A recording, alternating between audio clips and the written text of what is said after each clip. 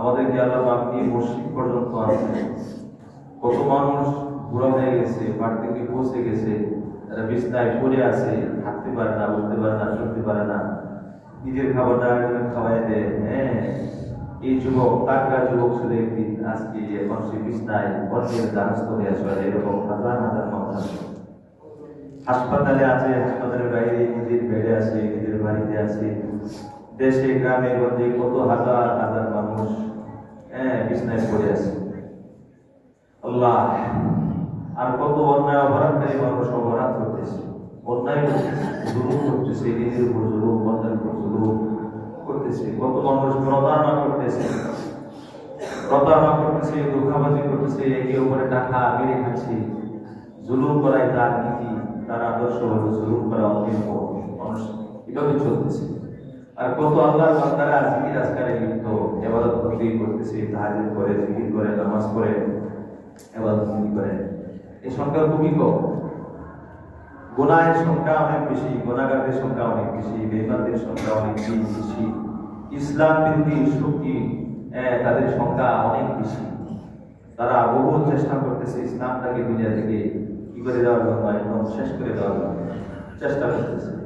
কিন্তু আল্লাহ পাকের ইচ্ছা হলো না, ইসলাম দুনিয়া থেকে শিখিয়ে দেওয়া যাবে না, ইসলাম দুনিয়া থেকে ধ্বংস করা যাবে না। আল্লাহ পাকের ওয়াদা, এটা আমাদের নবীর একটা মুজিজা।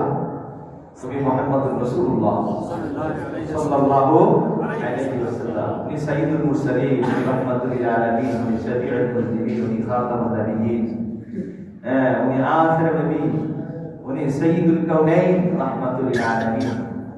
মুহাম্মদ সাল্লাল্লাহু আলাইহি ওয়াসাল্লামের একটা মুজিজা, এবং আল্লাহ পাকের পক্ষ থেকে ওয়াদা।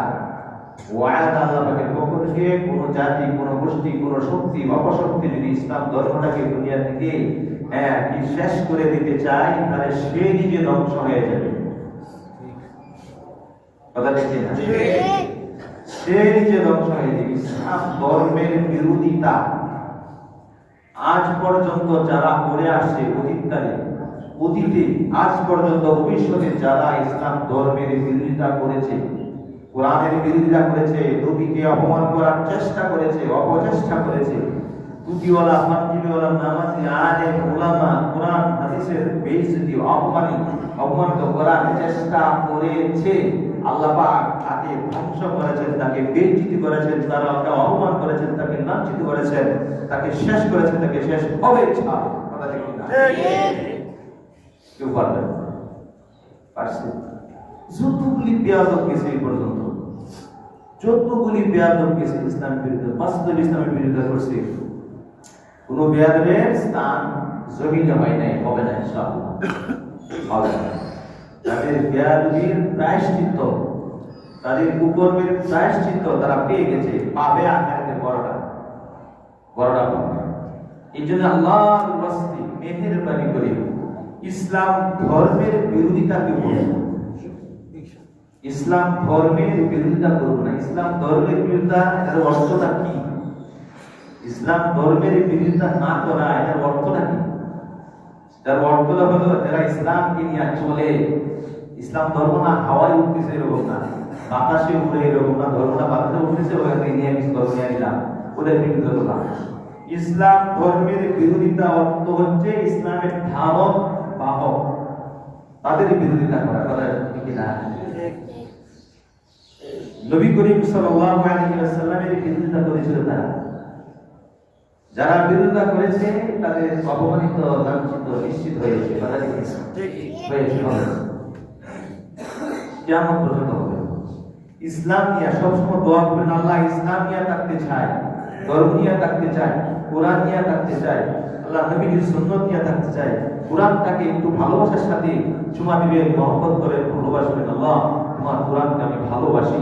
উযু করে কোরআনকে ধরবেন, নীরবে নির্জনে ধরবেন, ধরে বুকে লাগাবেন, মাথায় লাগাবেন। আর বলবেন, আল্লাহ আমার কিচ্ছু নাই, আমার আমল নাই, আমার আখলাক নাই, আমি যে জান্নাতে যাব এমন কোনো পুঁজি আমার কাছে নাই। মেহেরবানি করে আল্লাহ কোরআনটাকে আমি ভালোবাসি, কোরআনের কয়েকটা সূরা আমি মুখস্থ করেছি, আর কিচ্ছু নাই, আর কিছু সামান্য নামাজ পড়ি, যে নামাজগুলি তোমার দরবারে পেশ করার মতো উপযুক্ত না, অনুপযুক্ত, অনুপযুক্ত নামাজ, অনুপযুক্ত ইবাদত, অনুপযুক্ত রোজা, অনুপযুক্ত জিকির, অনুপযুক্ত ইবাদত তোমার দরবারে পেশ করতেছি, মেহেরবানি করে আল্লাহ গুনাহগার আমাকে তুমি ক্ষমা করে দাও। ভাঙ্গা দিলটা কি ভাঙতে হবে, চুরমার করতে হবে, বিনয়ী হতে হবে আল্লাহর দরবারে। বিনয়ী হবে, আল্লাহ পাক ক্ষমা করবে। আল্লাহ চায় কোন বান্দা মুতাওয়াজি, কোন বান্দা বিনয়ী, কার ভিতরে অহংকার নাই, কে কার ভিতরে কি আছে, দিলটা দেখে আল্লাহ পাক। আর অহংকারী আল্লাহ তাআলা পছন্দ করেন না। অহংকার করা আল্লাহ পাকের শান, আল্লাহর সিফাত অহংকার করা, আল্লাহর চাদর অহংকার করা। কোন বান্দা যদি অহংকার করে আল্লাহ পাক তার গর্দান টেনে ছিঁড়ে সাবধান করে দিবেন। আল কিবরিয়া ওয়াদাই, আল কিবরিয়া ওয়াদাই, কিবরিয়া মানে অহংকারী করা আমার শান, আমার চাদর, যে আমার চাদর নিয়ে টান দিবে আমি তার গর্দান ছিঁড়ে দেব। সুবহানাল্লাহ। এইজন্য জানার জন্য, মানার জন্য অন্যের দ্বারস্থ হতে হবে, অন্যের দ্বারস্থ হতে হবে। দুনিয়ার সবকিছু জানার জন্য, মানার জন্য আমরা অন্যের দ্বারস্থ হইতেছি, কথা ঠিক কিনা? টাকার জন্য, ব্যবসার জন্য, শিক্ষার জন্য অন্যের দ্বারস্থ হইতেছি, কিন্তু দিনের ব্যাপারে আমরা কারোর কাছে দ্বারস্থ হই না। নিজে নিজেই সব বুঝি, নিজে নিজেই সব পারি, নিজে নিজেই পণ্ডিত, মহাপণ্ডিত, নিজে নিজে পারি, সব কখনো হবে না। এই জন্যই নবীজি সাল্লাল্লাহু আলাইহি ওয়াসাল্লামের একটা হাদিস, নবীজি সাল্লাল্লাহু আলাইহি ওয়াসাল্লাম বলেন, তোমরা চার প্রকার, চার শ্রেণীর মানুষের ভিতরে থাকবা, চার শ্রেণীর মানুষের ভিতরে থাকবা, এর বাইরে থাকবা ধ্বংস হয়ে যাবা, হালাক হয়ে যাবা। নবীজি সাল্লাল্লাহু আলাইহি ওয়াসাল্লাম বলেন, কুন আলিমান আও মুতাআল্লিমান আও মুস্তামিআন আও মুহিব্বান ওয়া লা তাকুনিল খামিসা। তোমরা চার দলের ভিতরে থাকবা, হয়তো ডাইরেক্ট আলেম হয়ে যাও, ডাইরেক্ট আলেমের বাইরে হলো না। যদি আলেম হইতে না পারো, আলেম হওয়ার সুযোগ তোমাদের নাই, তাহলে দুই নম্বরে আসো, কুন মুতাআল্লিমান, একজন আলেমের ছাত্র হও, একজন আলেমের ছাত্র হও। দুই নম্বর পর্যায়ে, দুই নম্বর শ্রেণীতে আসো। যদি ছাত্র হওয়ার সুযোগ তোমাদের না থাকে, ছাত্র হইতে পারতেছো না, অনেক ব্যস্ততা, ছাত্র হইতে গেলে মাদ্রাসায় ভর্তি হওয়া লাগে, আর অনেক কাজ করা লাগে, ছাত্র হইতে পারতেছো না। তিন নম্বরে মুস্তামিআন, আলেমে যে কথাগুলি বলে তার কথাগুলি মনোযোগ দিয়া শুনো, আদবের সাথে শুনো, শুনে মানার চেষ্টা করো, তার কথাগুলি শ্রবণ করো। তিন নম্বর আলেমের কথা শুনতে পারতেছো না, তো শোনার তোমার সুযোগ নাই, তুমি ব্যবসা বাণিজ্য চাকরি বাকরি নিয়ে ব্যস্ত হয়ে গেছো, তিন নম্বর তোমার সুযোগ নাই। চার নম্বর তোমার জন্য আরেকটা সুযোগ, সেটা হলো আও মুহিব্বান, আলেমকে অন্তর দিয়া, দিল দিয়া ভালোবাসো। এই চার প্রকারের থাকো, আলেমকে ভালোবাসো, আলেমকে ভালোবাসো। আলেমের সিনায় কোরআন আছে, আলেমের সিনায় হাদিস আছে, আলেমের সিনায় নবীজি সাল্লাল্লাহু আলাইহি ওয়াসাল্লামের সুন্নাত আছে। আলেমরা নবীকে ভালোবাসে। আল্লাহ পাক নিজের কোরআনের কারিমে ঘোষণা দিয়েছেন, একজন আলেম আল্লাহকে ভয় করে, কথা ঠিক কিনা? এজন্যই আলেমকে ভালোবাসো। এই চার শ্রেণীর ভিতরে থাকো, আলেম হও, আলেমের ছাত্র হও, আলেমের কথা শ্রবণ করো, আলেমকে ভালোবাসো, বাস তোমরা মুক্তি পেয়ে যাবা। যদি পঞ্চম নম্বর হয়ে যাও, ফাতাহলিকা, তুমি কি হয়ে যাবে? ধ্বংস হয়ে যাবা। ওয়ালা তাকুলিল খামিসা, ফাতাহলিকা পঞ্চম নম্বর হয় না, তুমি ধ্বংস হয়ে যাবে। কথা বুঝছেন? চার শ্রেণী মুক্তির রাস্তা, মুক্তির রাস্তা কয়টা? চারটে।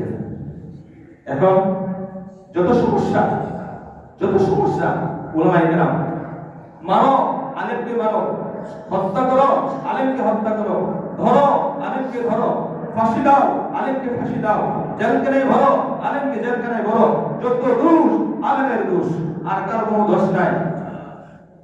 ইসলামের কথাগুলি, হক কথাগুলি, সঠিক কথাগুলি উলামায়ে কেরাম যখন সমাজের সামনে মসজিদের মিম্বরে বসে বসে বলে, তখন যার গায়ে সমস্যা আছে, যার গায়ে জখম আছে, তার গায়ে কি লাগে? জমি শুরু হয়ে যায়, জ্বালা পোড়া শুরু হয়ে যায়, সেই তখন আলেমের বিরুদ্ধে লেগে যায়। কথা ঠিক কিনা? যত দোষ সব উলামায়ে কেরামদের, এটা নতুন কিছু নয়। মুহাম্মদুর রাসূলুল্লাহ সাল্লাল্লাহু আলাইহি ওয়াসাল্লামের কি দোষ ছিল এই লোকটা? এই মহামানবের কি দোষ ছিল? তাকে কেন সাহের বলা হলো, তাকে কেন মজনুন বলা হলো, তাকে কেন পাগল বলা হলো, তাকে কেন সমাজের খারাপ বলা হলো? তার কারণ কি? মুহাম্মদুর রাসূলুল্লাহ কি দোষ ছিল, আবু বকরের কি দোষ ছিল, ওমরের কি দোষ ছিল, হযরত উসমান আর আলী কি দোষ ছিল? তাদেরকে কেন শহীদ করা হয়েছিল? তাদের কোন অন্যায় অপরাধ ছিল বলে? আবু বকরের কোন অন্যায় ছিল? ওমরের কোন অন্যায় ছিল? হযরত উসমানের কোন অন্যায় ছিল? কেন হযরত ওমরকে হত্যা করা হয়েছিল, শহীদ করা হয়েছিল? কেন হযরত উসমানকে শহীদ করা হয়েছিল? কেন বড় বড় সাহাবায়ে কিরামদেরকে শহীদ করা হয়েছিল? তাদের কি দোষ ছিল যে সব সাহাবায়ে কিরাম নবীজি সাল্লাল্লাহু আলাইহি ওয়াসাল্লাম নিজে জমিনে বসে বলে দিয়েছেন, ওমর ফিল জান্নাহ, অমুক জান্নাতে, অমুক জান্নাতে, অমুক জান্নাতে। এরা জান্নাতের সার্টিফিকেট দুনিয়া থেকে নিয়ে কবরে গেছে। ওই সমস্ত সাহাবায়ে কিরামকে কেন হত্যা করা হয়েছে, কেন শহীদ করা হয়েছে? তাদের কি দোষ ছিল? তাদের যে দোষ বর্তমান উলামায়ে কিরামদের সেই দোষ। তাদের দোষ নাই, উলামায়ে কিরামদের দোষ নাই। উলামায়ে কিরামদের দোষারোপ করে নবীদের সুন্নাত, সাহাবায়ে কিরামদের সুন্নাত। কথা ঠিক কিনা?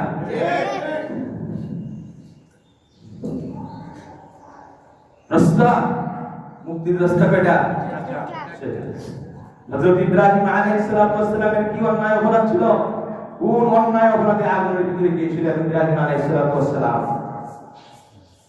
মুসা আলাইহিস সালামকে ফেরাউনে কেন দৌড়ানি দিয়েছিল? ইব্রাহিম আলাইহিস সালাতু ওয়াস সালাম কত বড় পয়গম্বর, কত বড় জান্নাতি পয়গম্বর। তার নাম ইব্রাহিম আলাইহিস সালাতু ওয়াস সালাম। দুরূদ শরীফ পড়েন, আলাইহিস সালাতু ওয়াস সালাম। ইব্রাহিম আলাইহিস সালাতু ওয়াস সালাম, ওনার নাম প্রত্যেক নামাজে আমাদের অনুসরণ করতে হয়, এই জবানে উচ্চারণ করতে হয়। কেমন ব্যবস্থা করে দিয়েছেন আল্লাহ। এমন নবী আপনার আমার নামাজের মধ্যে হযরত ইব্রাহিম আলাইহিস সালাতু ওয়াস সালামের নাম উচ্চারণ করতে হবে। দুরূদ ইব্রাহিম নাম দিয়েছে। আমাদের ধর্মের নাম হযরত ইব্রাহিম আলাইহিস সালাতু ওয়াস সালাম দিয়েছেন। মিল্লাতু আবিকুম ইব্রাহিম আলাইহিস সালাতু ওয়াস সালাম। আল্লাহ পাক নিজে কোরআন কারীমের মধ্যে বলে দিয়েছে, মিল্লাতু আবিকুম, তোমাদের বাবা, তোমাদের আব্বা ইব্রাহিম আলাইহিস সালাতু ওয়াস সালাম, আর কেউ না। আমি কোরআনে ঘোষণা দিলাম তিনি তোমাদের আব্বা।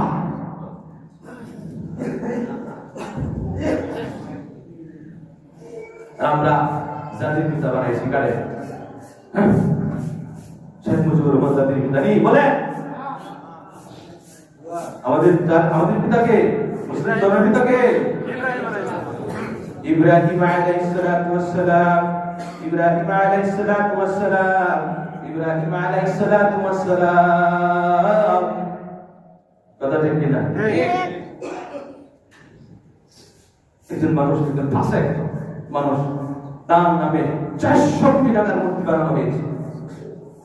যে ব্যক্তি মূর্তিকে বিশ্বাস করে, যে ব্যক্তি মূর্তি ইচ্ছা করে বানায়, মূর্তির জন্য টাকা খরচ করে, মূর্তির জন্য আবার ইজ্জত সম্মান করে, ওই ব্যক্তি বেঈমান, কাফের, মুশরিক। কথা ঠিক কিনা?